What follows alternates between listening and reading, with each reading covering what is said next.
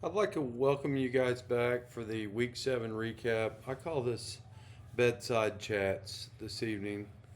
Um, you know, this week was full of surprises. Uh, Red Nuts beat Willie Bad. I lost that one, 0-1. Good job, Willie Bad, for doing what you could do because you had your best lineup in, and between one, two, three, four, five players, you had 24 points. That's pretty good. That's a pretty good total, especially for uh, your number one wide receiver, number one tight end, both your running backs. Pretty good score. Red Nuts, you won this. You have a winning record. You're third in the tricks division. You're 4-3 now.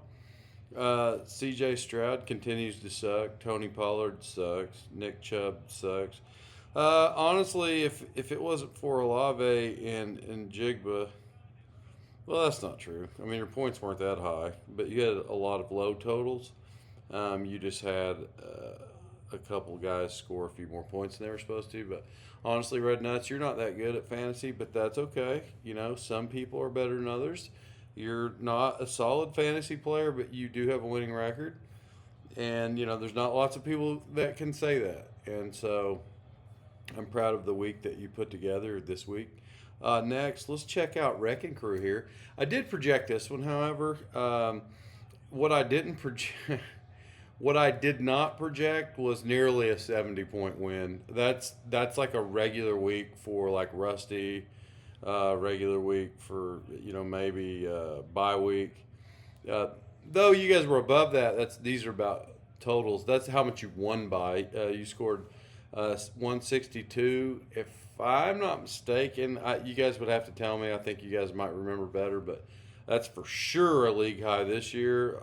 It's got to be a top five all time. I am going to discuss your points just because it's so many.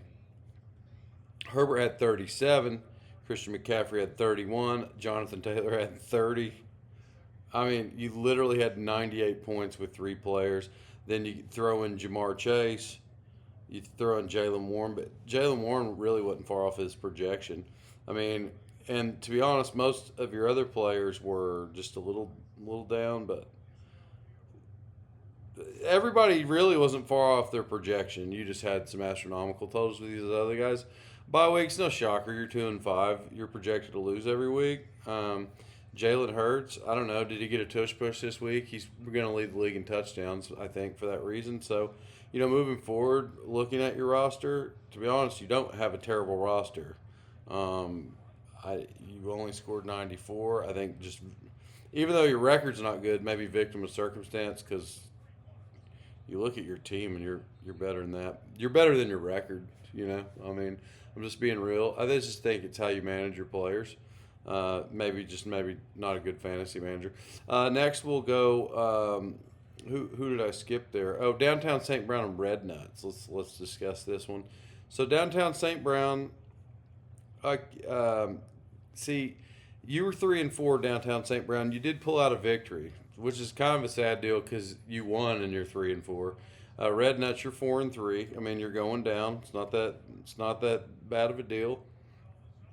Um, you do have a winning record. He just outdid you. I don't know what to say. Like a lot of feelings were hurt.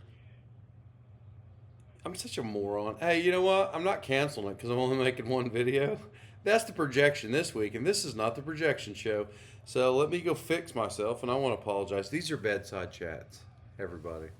We like to talk in a calm voice and just be calm. So where were we at? Oh yeah, rebuilding season of Lamborghini. Sorry guys. So rebuilding season, you won 116 to 110. Lamborghini, you definitely didn't do your job. You were projected, and I'm gonna be honest, guys. Mitchell has been terrible so long that with the 6-1 record, I think I've only projected him to win two times. At some point, hey, listen, he's rebuilt. I guess he's rebuilt. He scored. You're 6-1. It's never happened. Matter of fact, I don't know if drinking's what gives you that special power. Drinking full bottles, I guess keep it up because. And here's the scary part about your 6-1 record. Now you didn't score 162 points; you scored 116, but most of your guys scored what they were projected. You had one guy score less, but the next got your two receivers. One scored less, one scored more, and the rest of your guys were pretty close. Panthers defense. As a matter of fact, if Panthers defense didn't go off what is going off for Panthers defense because it's the Panthers defense, you probably would have lost this week. So maybe I don't know what it is, man. You're 6-1. Maybe in the future I'll stop saying that you suck at fantasy. But you're gonna have to go like 8-1 because you've been so terrible. If you lose the next two games, you're back down to normal. So Tickle Shits versus Downtown St. Brown. Tickle Shits won this one, 14-85. I don't remember who I projected. This was kind of a sentimental week. I'll get to that in a second. But Tickle Shits, you pulled out a victory. You're 3-4. Downtown St. Brown, you were 3-4. Okay, so apologize for what I said earlier, thinking that you won and you were 3-4. You were already 3-4. So you're only 3-4. You lost. That's why you're there. You bad deal, guys. I don't even want to go into the projections. I just want to say, Tickle Shits, you're third in the Pimps division, and fourth Downtown St. Brown. Tickle Shits is above you, and that alone typically would be something to make fun of because he's not the best. But I don't want to mouth him because he's 3-4, and this guy's won the league before, so you never know. He might get hot at the right time. I one time saw our league commissioner, I believe that's Brad. I one time saw him go like 0-6 and win the league, so it's a possibility even for you guys that suck. So here's what I want to get into. As we all know, Will, he's the only white guy in the Honduran basketball league. They cut him from the team. They cut him for reasons. Here's the thing: I don't like to make fun of things where people can't help it. And one of the reasons they cut him was like for one of the reasons he can't help. Will has a longer back than normal. It's an elongated back, as we call it in the medical community, bedside chats. And yeah, two things got him there. With the elongated back, that's what allowed him to make it in the league. And then also now that he's getting older and his back is getting more elongated, they're like, you're just not as agile as we want you to be. He doesn't speak Spanish was another reason. I don't appreciate them letting you go for that. But, it was just difficulty trying to understand. You lost your sponsorship, so you don't have the same interpreters, that you once had or can't afford the interpreters. So, it's a bad deal. I felt bad for Will this week. I talked to my guys.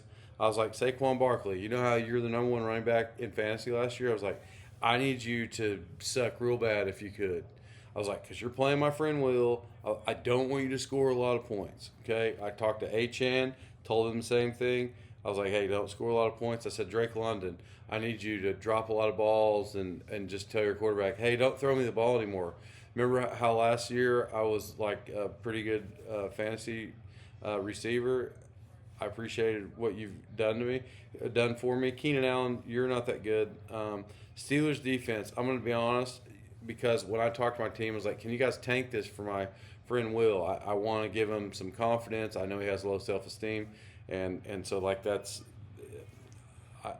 I want to give a special shout-out to Pittsburgh Steelers defense this week because they definitely stepped up to the plate for me and did what I asked them. So not only did they not, have 0 points, they're like, hey, let's screw up a lot worse than that and let's get negative points. Let's get one for the Gippers, what they said. And I really appreciate that, Pittsburgh, that you were willing to go negative points this week.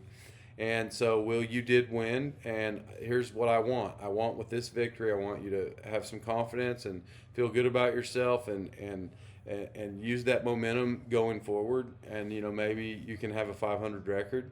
You're at 3-4, and that's okay. Like, there's nothing wrong with that. I'm at 5-2. When you rack off 5 straight games and you feel sorry for some of your friends, you're willing to do those things. And so I'm fine with that. I mean, I'm still going to win the league, but for my friends who have lower self-esteem and needed a little boost in their mental health, I did that for you guys. And I don't know how many friends that you have are willing to do that. This segment is not sponsored by Diet Coke, but I just want to take the first sip in your honor, and look, cheers to you, Will. And moving forward, I hope you have better success.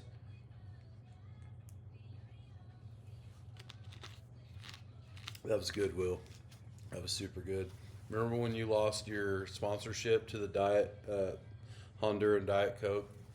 I know that can be a rough deal for everybody, but thank you for listening in this evening, and I want you guys to have a good week and catch the week 8 predictions.